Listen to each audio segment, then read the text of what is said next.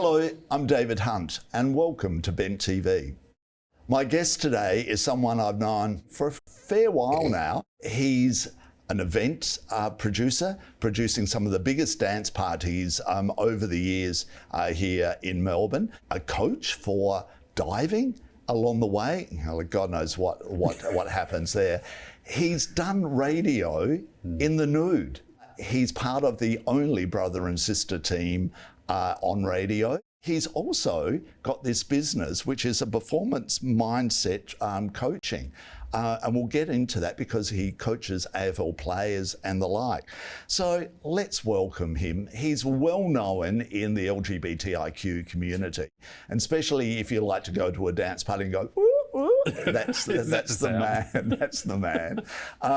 So who is he? It's Dean Murphy. Hello. David Hunt, thank you very much. Thank you. I like the nude bit. I'm always nude. I'm not. You did it once, didn't you? Once, yeah. Hey, but I had to tease you about it. Yeah. Let's start off. How was life for you as a kid growing up? It was interesting because I was not really aware of my sexuality till late in the piece, and I came from a household where dad was right-wing liberal sort of father. Mother has a direct line to God, as she's a very religious lady. Oh, okay. Yeah. And my brother was, very straight.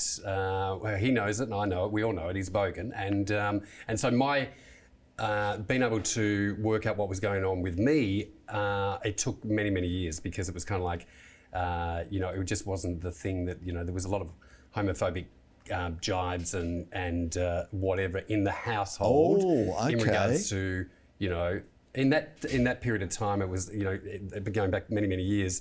It was kind of the thing, it was like, people, they used to laugh about it, or so and so's child is gay, and thank God none of our children are gay, sort of thing. So me having to work out my sexuality didn't take place for a long time, and I'd suppressed it. I was in complete denial. And so for many years, I had a girlfriend of 8 years and lived this very straight life, and had built up this perception of what I thought everyone wanted me to be. And I wasn't unhappy. That was the thing. I wasn't unhappy, but I always knew there was something not quite right. Yeah.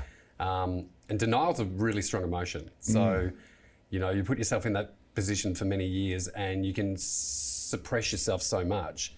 It wasn't until I was 27 when I came out. In saying that, I was a late bloomer in the community, but also I established who I was as a person from quite a young age. I was a springboard diver. I was very independent. The family situation wasn't really me, and I just knew that there was other things out there for me, but I didn't know what it was. Yeah. So, that coming out process later, I'd sort of had a real grip on who I was as a person, but to me, it was just really, I identified who I was now sexually attracted to, or what gender I wanted to be with. Yeah. So. And because you were in radio back in those days as well, commercial radio. And commercial radio was pretty straight too back in that era, wasn't it? Misogynistic, homophobic, managers. I was in this very hetero world, and you were in the music industry. Yep. It was just a time where anyone who was gay. So there was an announcer,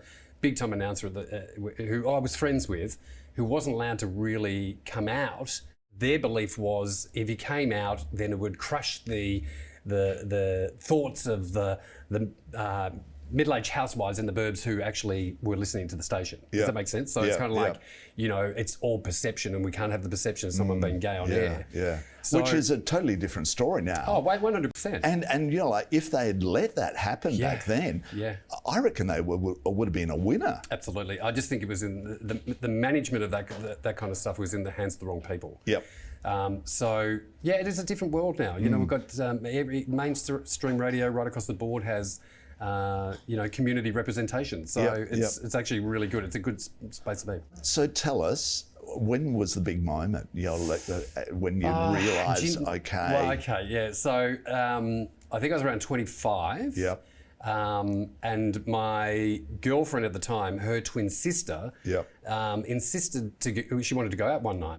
And she said, come with me, we'll go to this gay club called Three Faces. And I was like, I don't want to go to a gay club. Why would I want to go to a gay club? What's it? Come on, it'll be fun. We'd already had some drinks and whatever.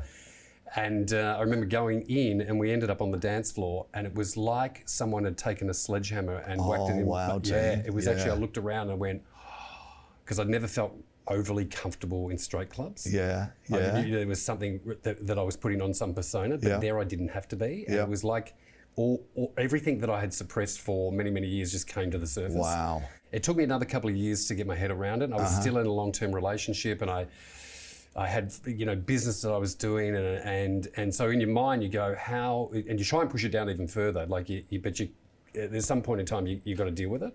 And so there was many pretty dark moments of trying to get through it and whatever. And then my girlfriend at the time asked me one night, she said, "What's going on? We're fighting over bananas and stuff. Who ate the last banana and whatever?" And then I just sort of said to her, "Well, this is what I feel is going on, but I can't be in this situation. I need to go and find out what the truth is." The rest is history. I kind of came out and Screaming, and it is. It's kind of suppression expression, because I'd suppressed for 27 years, and all of a sudden I had this new world.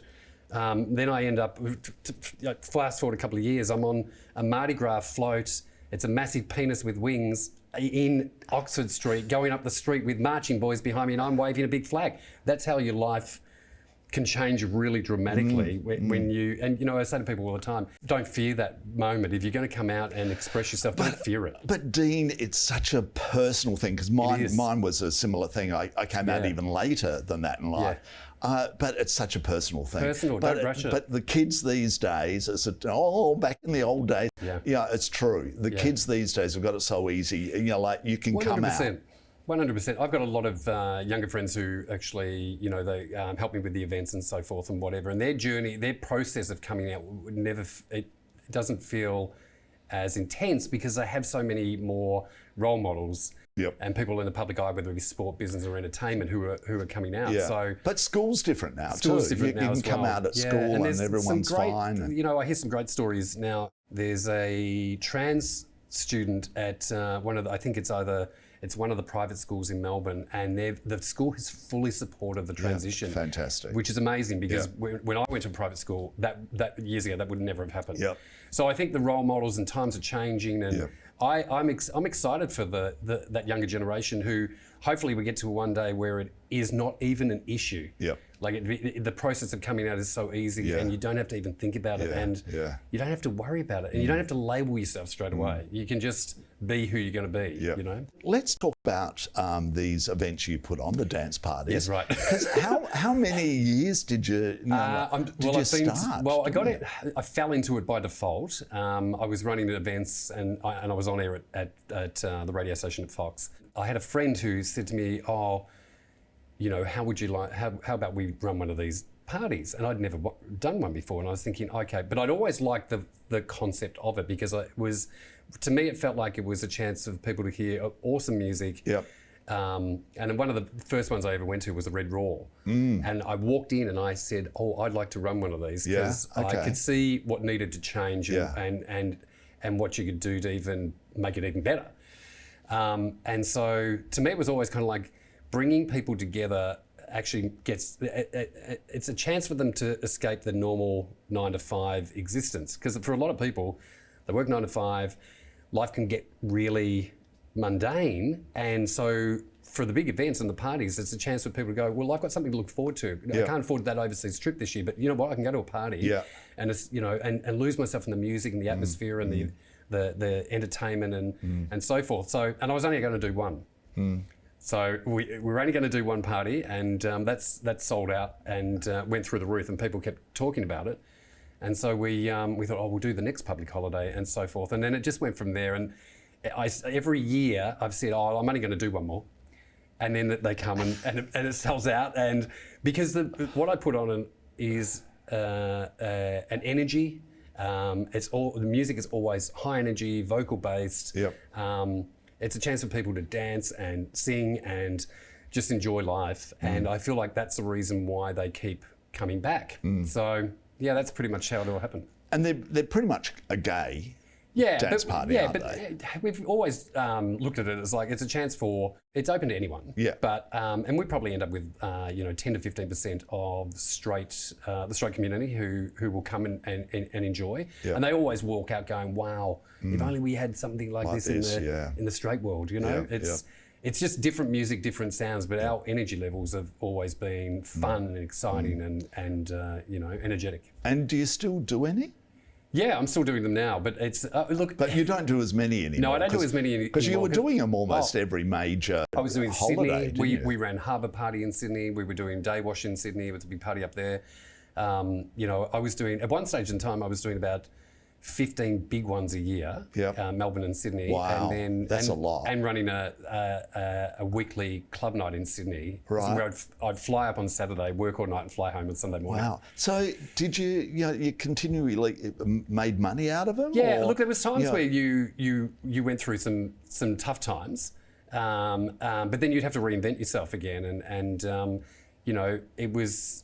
There became more players in the marketplace, because way back in the piece when you had the Red Raws, we did Red Raw for the last 3 years, and there wasn't as many people in it, right? So the money was obviously better and whatever, but you just tailor it around, and even ticket prices. My ticket price now is the same as pretty much what it was, 15, 20 years ago. Yeah.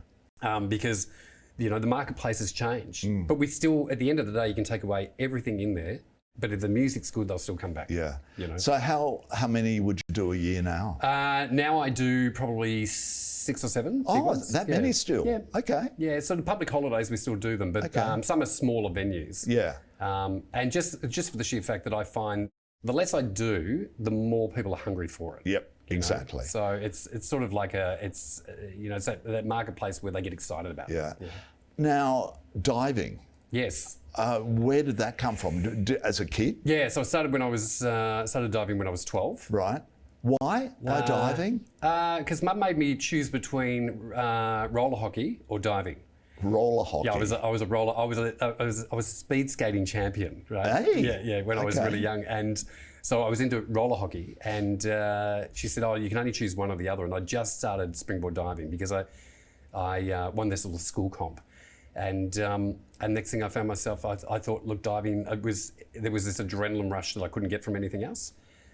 So I did that for about 10 years. Because you do a lot, you just don't dive off of into a pool all the time, because you do it a lot of the time in a gym, don't you? Yeah, so you do all the dry land stuff and trampolining and whatever, but it's... and you've still very much got that body too, haven't you? I still compete. Oh, do you? Yeah. Wow. I'm in the senior citizens now. I'm in the masters group, which is always fun because the pressure's off, and now you've got to concentrate on actually keeping alive when you do it.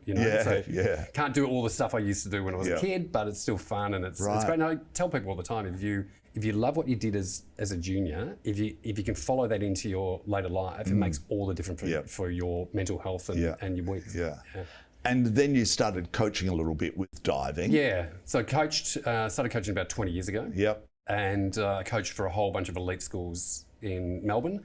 I've got squads at MSAC and just a whole bunch, a lot of 11-year-old screaming 11-year-old girls, which they're sassy and they're out of control, but they love the sport. After coaching the diving, and those girls sound like hysterical, you've now moved into elite sports people. Well, tell us about that. Yeah, so years ago I started working with AFL footy players. Oh, okay.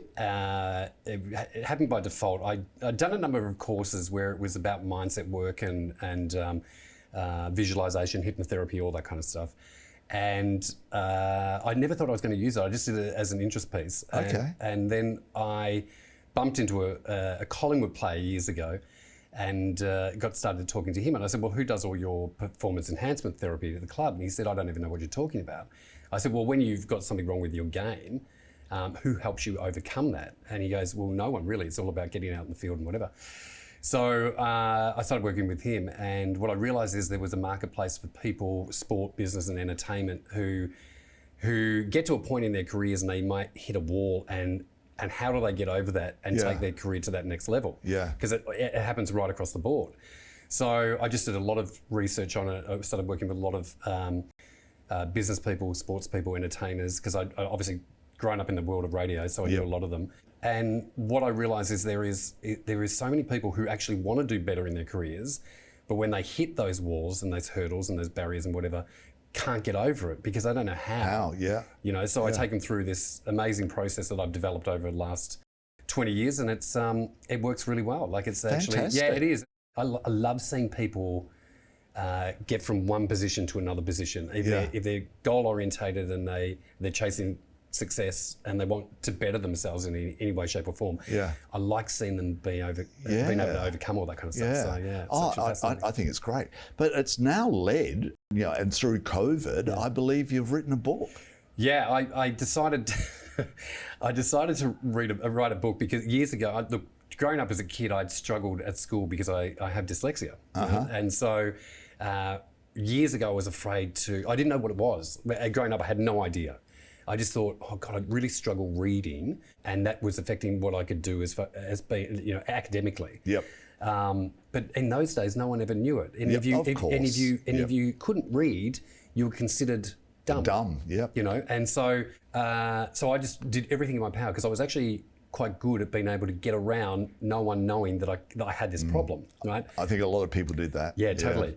So what I did, I got into radio where you had to read scripts, right? And I'm like, oh my God, What am I doing? this is the wrong place for me to be. But what I then did is, and I think when you have anything like ADHD or dyslexia or anything like that, you work out ways to get around certain things, so your weakness becomes your strength. Okay. So what I would do in radio is I'd pre-read these scripts 10 times before I had to go on air. So I knew it backwards. So when I got on air, even if the words started moving around, which is what used to happen to me, I could actually remember what the script was. Oh, okay. So I could actually like an actor. Like an actor, yeah. And that's why you find a lot of actors like Tom Cruise is dyslexic. There's a whole bunch of people who get into those fields because it's kind of like a challenge. But for me, I always wanted to write a book, but I because of this dyslexia, I was like, oh, I don't think that will ever happen. And then 2018, I decided, you know what, I'm going to give it a go. I'm going to do it. I was in a really interesting patch of my life, and I thought. And about this coaching, is it about that? Yeah, it's kind of it's stories I tell through my own journey of work stuff that I've done in life. But it's actually how to navigate around things, and because. Some people just need to be able to. We've all gone through situations, and we all get stuck. And there's things in life, whether it be relationships or work stuff or whatever it is, we all get to points where it's really hard to get over it by yourself if you don't know how to. So I've taken through journeys on my story of how I went through some really quite weird times in business and sport and.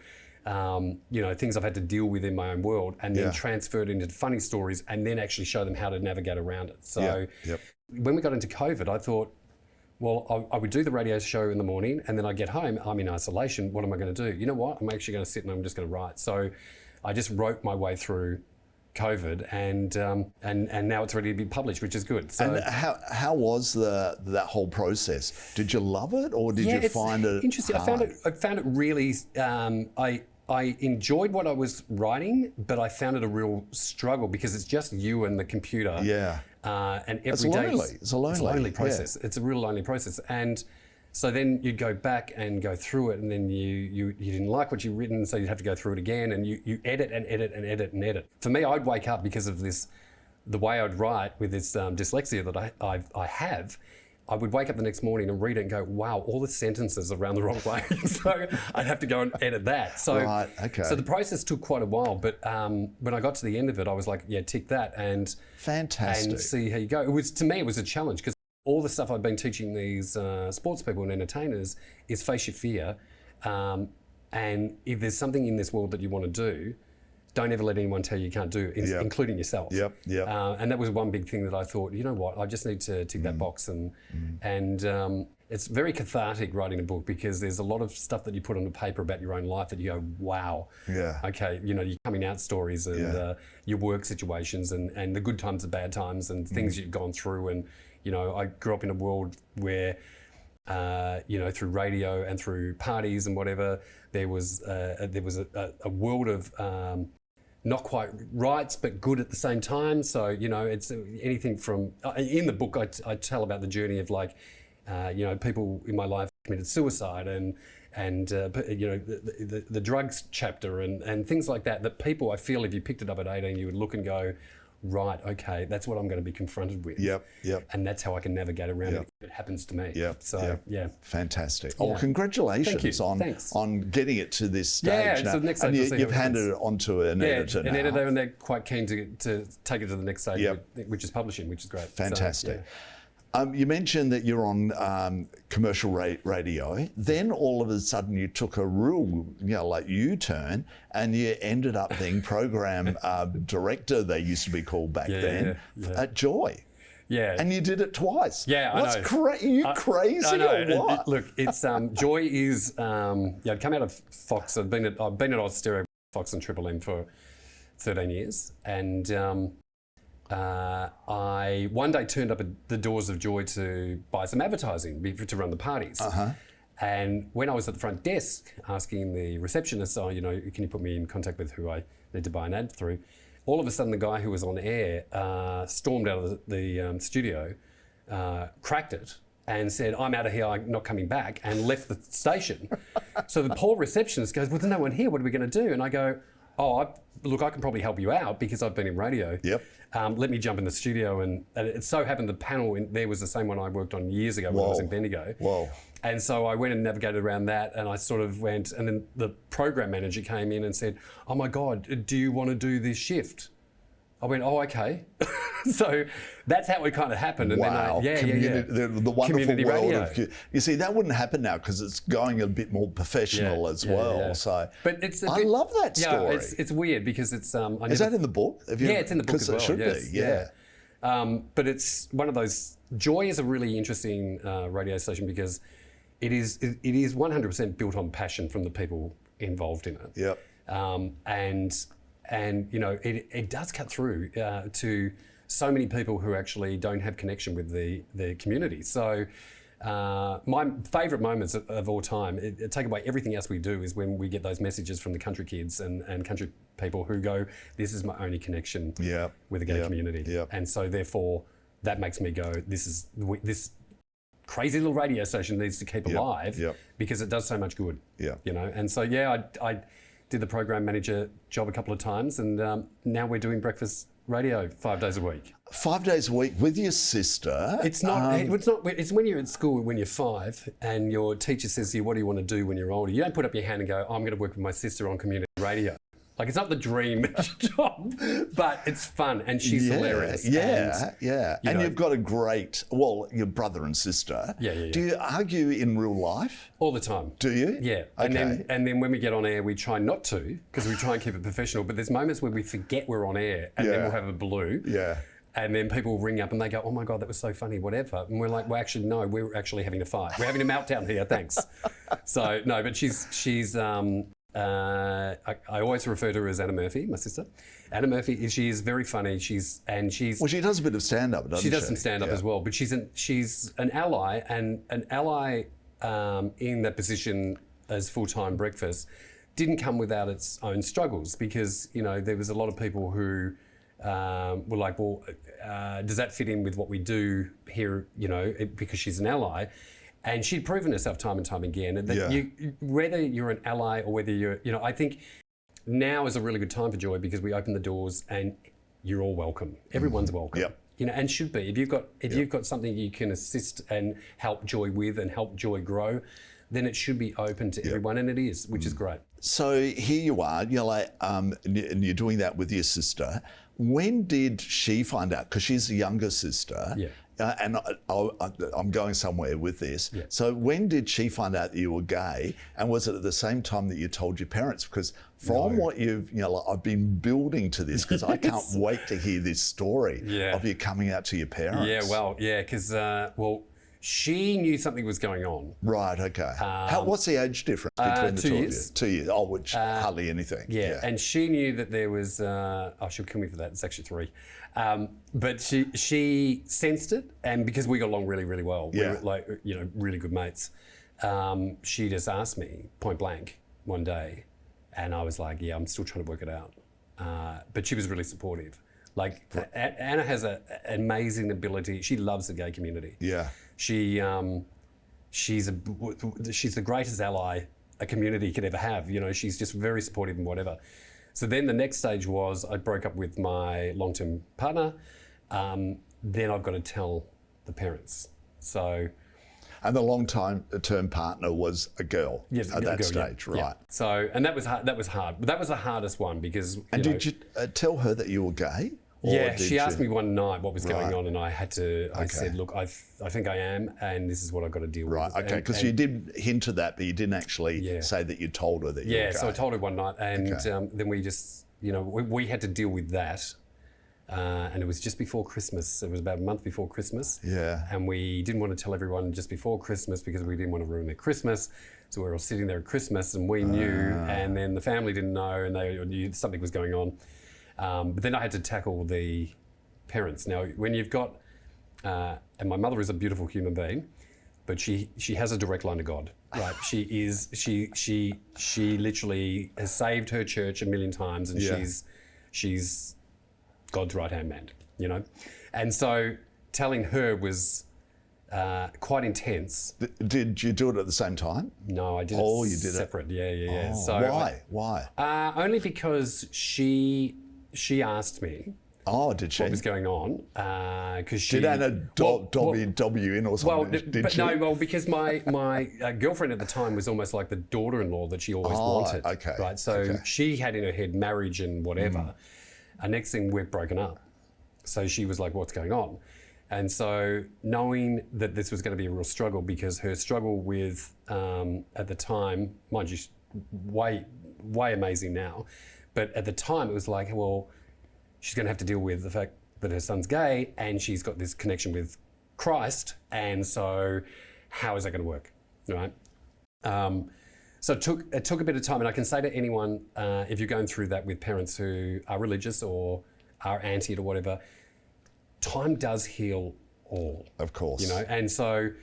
and it's that initial shock, isn't it?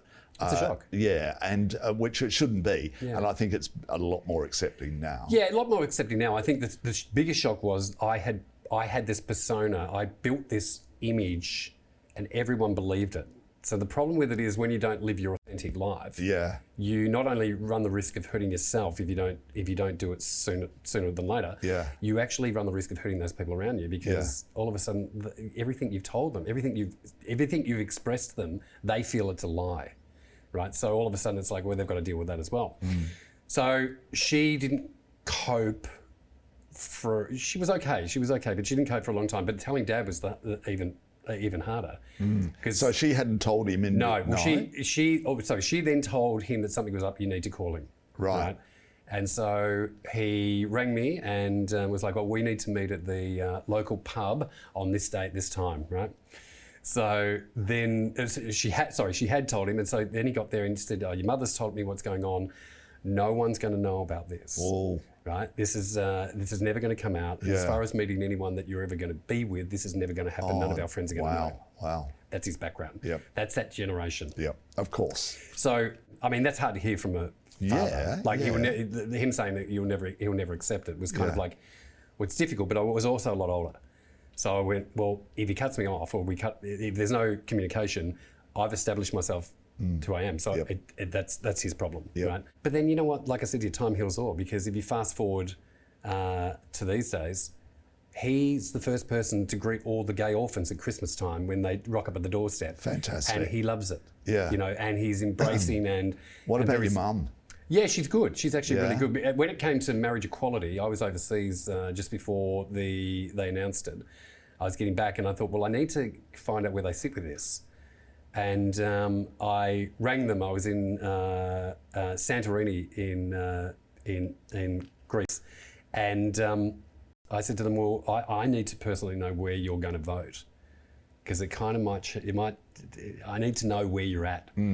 And they basically sent me a message saying, we're both voting yes. We're for and whatever. So that to me, I got a cold shiver then. Yeah, it's kind of like one of those.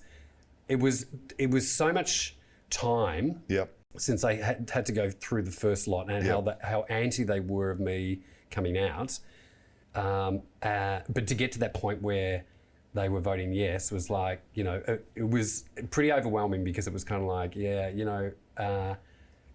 even the most stubborn people on this earth with their views over time can change. Yep. And you've just got to give them that time to change. But her being Christian as well, 100%. she had to. That's part of what Jesus would have turned the other cheek. All of that. But easier said than done, isn't it? It is easier said than done. They literally have devoted their life to their views. Yep. And all of a sudden they had to adapt their views to what they were experiencing with my life. So it was really interesting, and I feel like it's people change. People can change. And I think marriage equality changed a lot of minds in this nation. Which was, it did. Yeah. It did. And the interesting thing is that the Liberal Party, who were very anti it, most of their voters voted yes, which was the big shock. Yeah, it was the big shock. Because I think to the majority of the people, they went, love is love, and equality. You can't say that this group of people cannot be equal to this group of people. It has to be equal across the board. And I'm currently in negotiations with Mum's priest at her church, because his only struggle at the moment is accepting of gay, the LGBTI QA+ community at church, but he's got a stance about gay marriage still. So I'm trying to educate him on the fact that, equality is equality. You can't be there preaching that, God sees all people as equal and then all of a sudden not accept them for gay marriage. So it's a work in progress. I'll work on that one. Well, keep us informed. It can be in volume 2 of your book. Yes. It can be.